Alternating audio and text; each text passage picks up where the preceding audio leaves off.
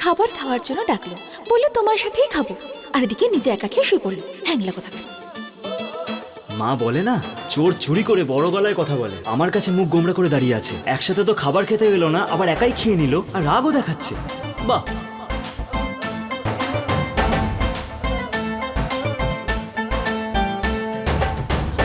প্রথমে কে যাবে? অবভিয়াসলি আগে তো আমিই যাব। দেখতে পাচ্ছ না আমার হাতে প্রসাদ আর পুজোর জল রয়েছে। না না, তুমি বা দেখবে কি করে? জীবনে ঘুম ছাড়া তো আর কিছু নেই। যাও যাও, কি ঘুমিয়ে পড়ো, তোমার কোনো কাজ নেই এখানে, যাও।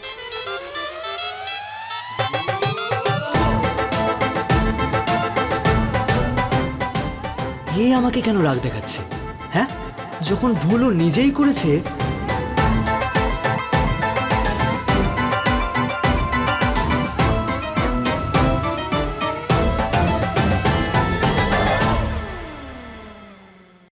আমার মনটাকে শান্ত করো, মনটাকে শান্ত করো। উফ, পেট গুড়গুড়টা তো কিছুতেই থামছে না।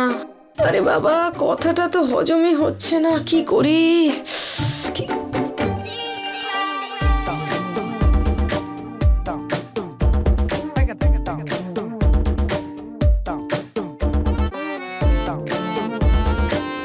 কি হয়েছে? কি হচ্ছে এখানে? কিছু না দিদি, এমনি। তোকে বাবার সাথে বাজারে যেতে হবে না ফল মিষ্টি বাকি জিনিস আনার জন্য? আর তুই এখানে দাঁড়িয়ে আছিস? যা তাড়াতাড়ি যা।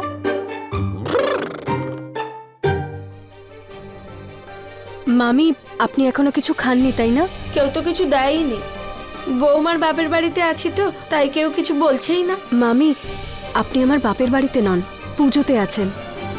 আর মামা বললেন যে গুড়ের পায়েস আপনিই বানাবেন। হ্যাঁ, কি বললে?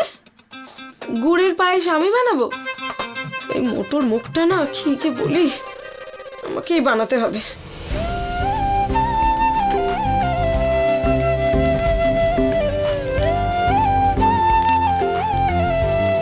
সুরভিমা, গঙ্গা জল।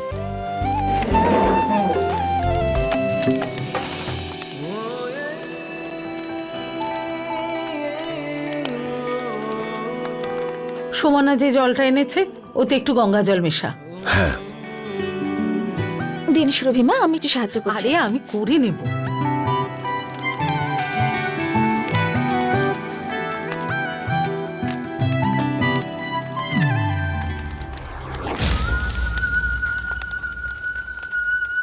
যখন মা ব্রত করতেন তখন ছোলার ডাল, আটার রুটি আর গুড় দিয়ে খরনা করতেন।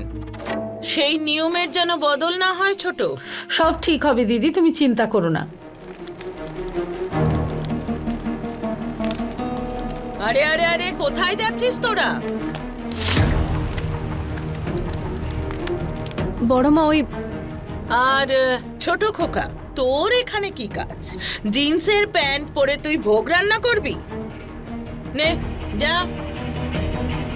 আর নন্দিনী, বাড়ির সবাই মিলে যদি ভোগ রান্না করে তাহলে বাড়ির সবার খাবার কে বানাবে? তারা খাবেটাই বা কি? তাই জন্যই তো আমি আরতিকে এখানে আসতে দিলাম না। যা গিয়ে বাড়ির সবার জন্য রান্নাটা কর। নন্দন, নন্দিনী, তোরা দুজন যা বাবা, ওরা দুজনে তো আছে এখানে, সব সামলে নেবে।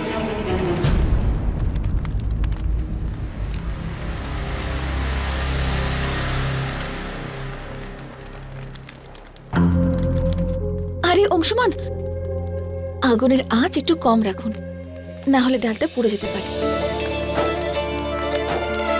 অংশুমান, সুমনা তোকে সব শিখিয়ে দেবে। অবশ্যই মা। শুধু মেয়েরাই কেন, ছেলেদেরও সব কাজ পারা উচিত। এটা তো ভালো কথা সুমনা, তাই না? নন্দন, একটা কাজ কর, তুই বাইরে গিয়ে বাবার হেল্প করে দে, নইলে সব কেনাকাটা ওনাকে একাই করতে হবে।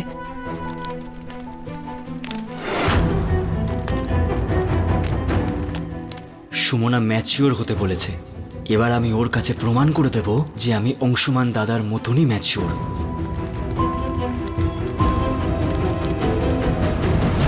সুমনা, মনে রেখো আমাদের গুড়ের পায়েস বানাতে হবে। হ্যাঁ সুরভিমা, মামা সেই দায়িত্ব অলরেডি মামিকে দিয়ে দিয়েছে। আমি এক্ষুনি ডাকছি মামিকে। ওর মামি বানাবে পায়েস। এতক্ষণে খেয়ে দিয়ে বসে আছে হয়তো। যদি বানানোরই থাকতো তাহলে সকালবেলা স্নান করে এখানে হাজির হতো। কোনো ব্যাপার নয় বড় মা, আমি দেখে আসছি একবার। যদি পায়েস তৈরি না হয়ে গিয়ে থাকে তাহলে আমরা সবাই মিলেই বানিয়ে নেব।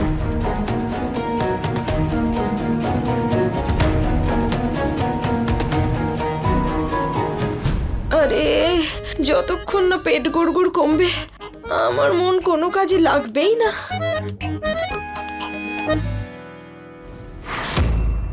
কি হলো? মামিকে হঠাৎ চিন্তিত লাগছে কেন?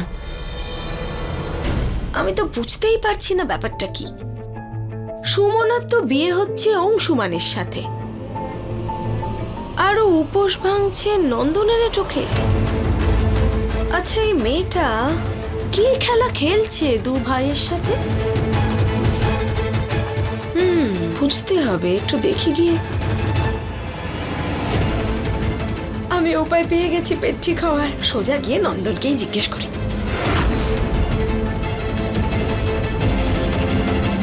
নন্দিনী, কি হয়েছে? অনর্থ। এসব তুই কি বলছিস? মামি মামি নন্দনকে তোর আর অংশুমান দাদার বিয়ের কথা বলতে যাচ্ছে। ও নন্দন বাবু, একটু শোনো। আরে শোনো না আমি কি বলছি। মামি আস্তে আস্তে আস্তে। তুমি ছুটে ছুটে আসছো, এত হাঁপাচ্ছ, কি ব্যাপার বলো আমাকে। একটু নিঃশ্বাস নিয়ে নি, বলছি।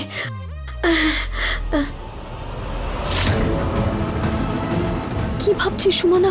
যা গিয়ে মামিকে আটকা। আমি আটকাবো কি করে? তোমার নিঃশ্বাস না হয়ে গেলে এবার তো বলো কি হয়েছে। এতক্ষণে ধরে প্রাণ এলো। বলছি তো ব্যাপারটা হলো মামি, আরে আমাদের এখন দম নেওয়ার সময় নেই। বর্মা কখন থেকে খুঁজছে তোমাকে, বর্মা রেগে গেছেন। তুমি এখানে করছো না কেন? মামা তোমাকে দায়িত্ব দিয়েছিল না পায়েস বানানোর জন্য, কোথায় পায়েস? এখনো তো তৈরি হয়নি। আগে তুমি আমাকে এটা বলো, তুমি কিছু খাওনি তো? জল খাওনি তো? তোমার মনের মধ্যে উল্টোপাল্টা ভাবনা আসছে না তো? দেখো ছট পুজোয় কিন্তু এরকম চলে না। শরীরের শুদ্ধতার প্রয়োজন হয়, মনের শুদ্ধতার প্রয়োজন হয়। আর মনের শুদ্ধিকরণ তো ভগবানের নাম জপ করলে হয়। কিসব বলে যাচ্ছে আমি তখন থেকে। বর্মা রাগ করছেন, প্রসাদ বানাতে হবে, এখনো সময় নেই আমাদের। চলো চলো চলো চলো মামি, চলো চলো চলো। দাঁড়াও।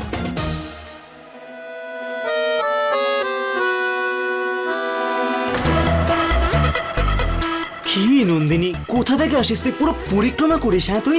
খবর তো তুইও রাখিস না আশেপাশের। যখন রোম্যান্স করবি অন্তত ঘরের দরজাটা তো বন্ধ রাখবি। আরে সোজাসুজি বল না, আমি কিছু বুঝতে পারছি না, কি হয়েছে বল আমাকে। আচ্ছা, কিছু বুঝতে পারছিস না? কালকে রাতে যে তোরা একসাথে খাবার খাবি ভেবেছিলিস, সেটা মামি জানতে পেরে গেছে। মামি সুমনাকে তোর এঁটো খেয়ে ব্রত ভাঙতে দেখে নিয়েছে, সেটারই এনকোয়ারি করতে এসেছিলেন। এক মিনিট, কি বললি তুই? যে সুমনা আমার এটো খেয়ে উপোস ভেঙেছে? হ্যাঁ। কিন্তু কখন? কাল রাতে তো আমি একাই খাবার খেয়ে শুয়ে পড়েছিলাম, কারণ কেটদারি এসে আমাকে বলেছিল যে সুমনা খাবার খেয়ে নিয়েছে। তাহলে আমার ঘরে কখন এলো? কিন্তু ও যে খাবারটা এনেছিল সেটা তো সুমনা খায়নি, কারণ ও তো তোর সাথে খাবার খেত। তার মানে তুই যখন ঘুমিয়ে পড়েছিলিস তখন সুমনা গিয়ে তোর থালায় যে খাবারটা বেঁচেছিল সেটা খেয়ে ব্রত ভেঙেছে। কিন্তু নন্দিনী, থালায় ছিলটা কি? একটু সবজি আর একটু ভাত ছিল, আর কিছুই না। কি? আরে তার মানে সুমনা এখন অব্দি কিছু খায়নি, এতক্ষণ না খেয়ে আছে। আমি সবসময় উল্টোই বুঝি। চল।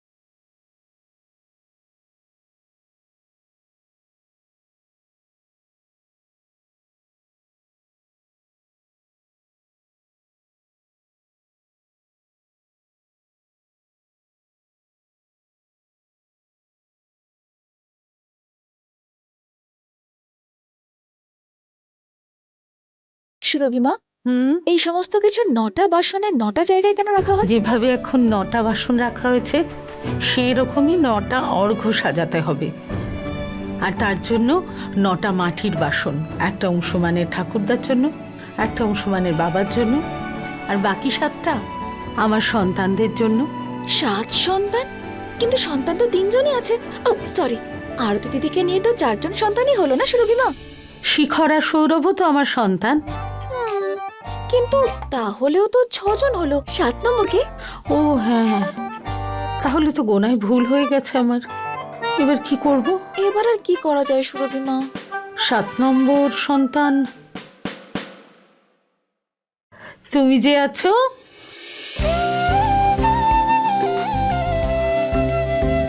আমার সব থেকে আদরের সন্তান। আমি? হ্যাঁ, তুমি।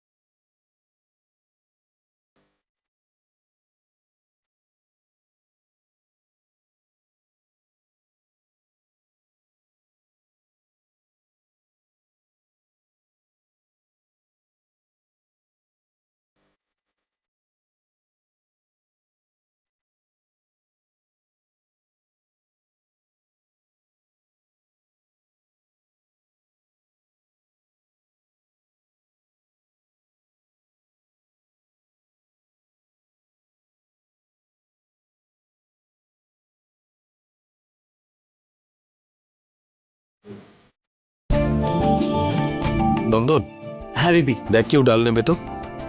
হ্যাঁ ওকে।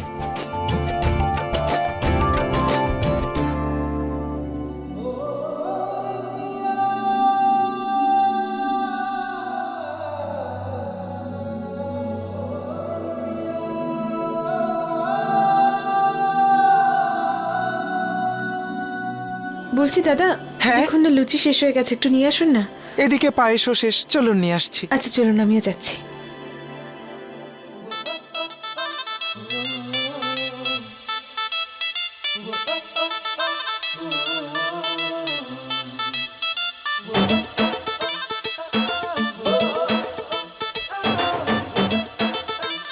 হ্যাঁ বাবা, আমি ডাল একটু নিয়ে আসছি।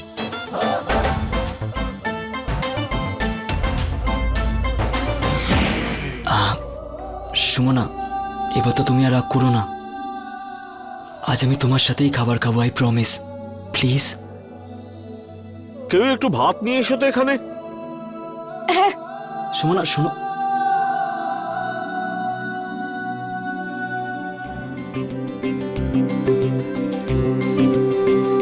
এই নিন, এসে গেছেন আমাদের পরিবারের ব্রতী, আমাদের ছোট বৌমা।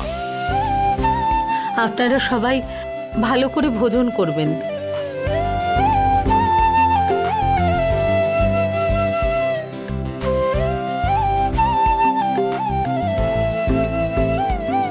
অংশুমান, সুমনা,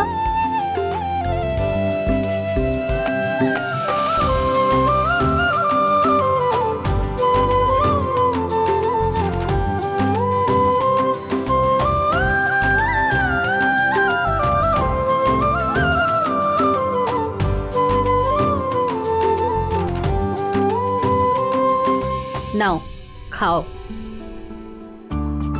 বাইরে সবাই আছে, নন্দন আছে, নন্দিনী আছে, আরতিও আছে, সব সামলে নেবে।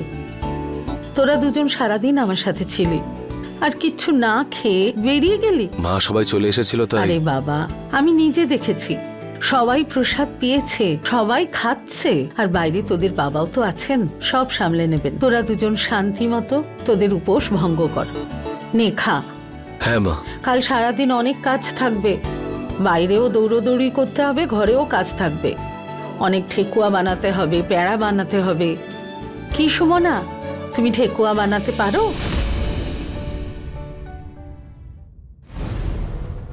এবার কি করি আমি? হে দেবী মা, এবার তুমি সামলাও সব। পারো না? এবার কি করব? আমি তো ভেবেছিলাম তোমাকে দিয়ে ঠেকুয়া বানাবো। আরে চিন্তা করো না, আমি তোমায় সব বলে দেব, সব বুঝিয়ে দেবো। এবার শান্তি মতো উপোস ভঙ্গ করো। আচ্ছা।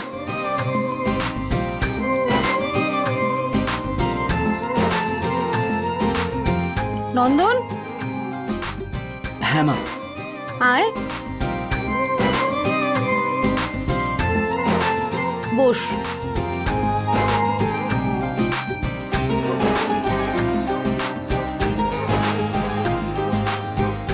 আমি জানি যতক্ষণ আমি তোকে খেতে না দিই তোর পেট ভরে না। তুমি সত্যিই সব জানতে পেরে যাও মা, তুমি তো অন্তর্যামী।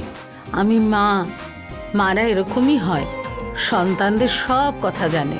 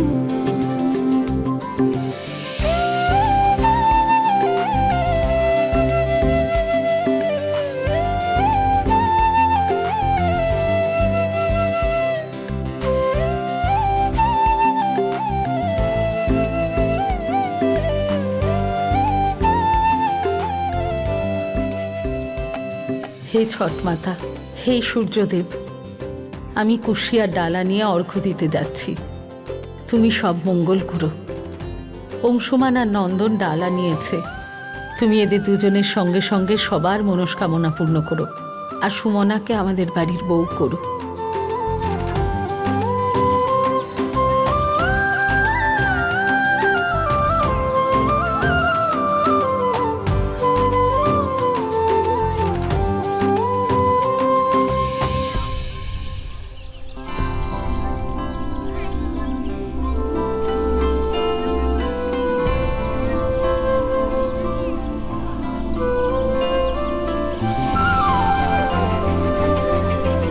আরে আরে সুমনা, আমি করতে পারবো।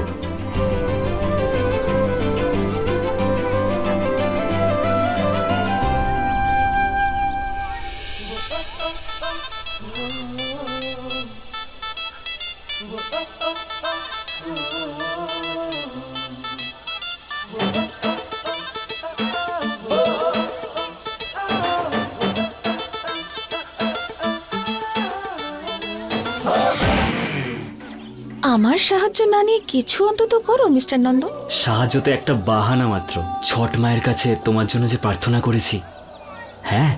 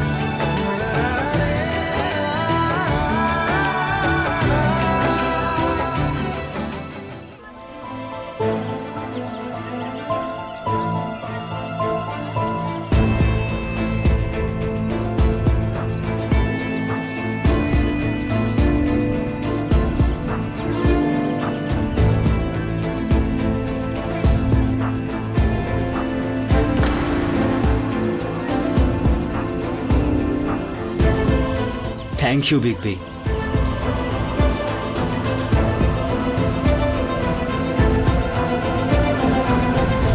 অনেক ধন্যবাদ আপনাকে অংশমান। Take care Sumana. সুমনা ঠিক আছো? হ্যাঁ সুরভিমা।